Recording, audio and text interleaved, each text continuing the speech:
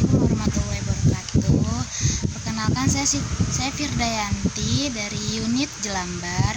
Tetap semangat dan terus belajar. Saya mau menjawab pertanyaan-pertanyaan untuk tugas pertama. Apa pengertian dari fun learning? Pengertian dari fun learning adalah proses belajar yang sepenuhnya menyenangkan bagi anak. Yang kedua, mengapa proses belajar harus fun learning? Karena agar proses belajar dilakukan dapat memberikan kesenangan, kenyamanan, dan kebahagiaan bagi anak. Apa tujuan fun learning? Tujuannya untuk menumbuh kembangkan minat belajar secara intrinsik. Dan untuk nomor 4, apa hukum fun learning di BIBA? Wajib, karena fun learning mempunyai syarat wajib small step system dan individual system. Dan untuk yang 5, siapa yang harus melaksanakan fun learning dan sebutkan alasannya.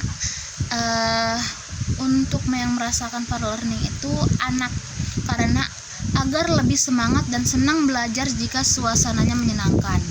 Untuk nomor 6, siapa yang harus menciptakan fun learning dan sebutkan alasannya.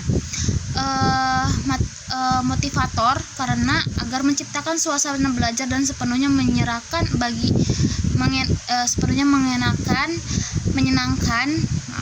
bagi anak karena melakukan proses membimbakan. Nah, untuk nomor 7, bagaimana cara menciptakan fun learning? Setiap saat, tidak boleh sedetik pun anak merasa terpaksa atau dipaksa.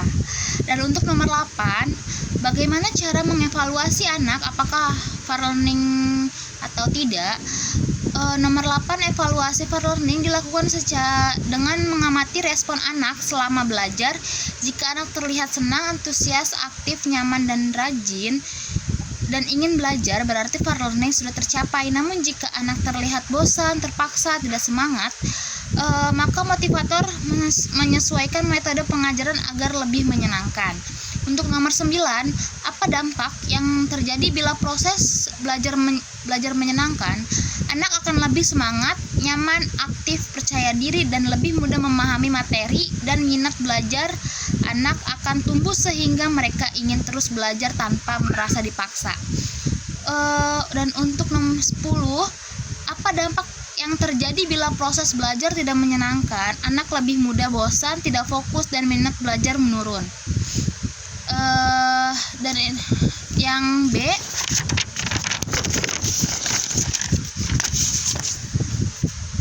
B, pengertian small system, proses belajar yang dilakukan secara bertahap.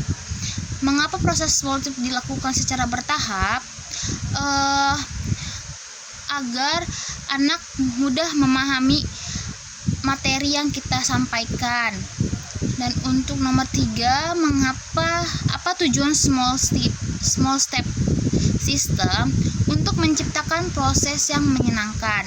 Dan nomor 4, bagaimana cara agar motivator dapat mewujudkan proses belajar yang small step system? Wajib menerapkan individual system, bimbing anak sesuai dengan keadaan atau kondisi masing-masing anak. Dan untuk nomor 5,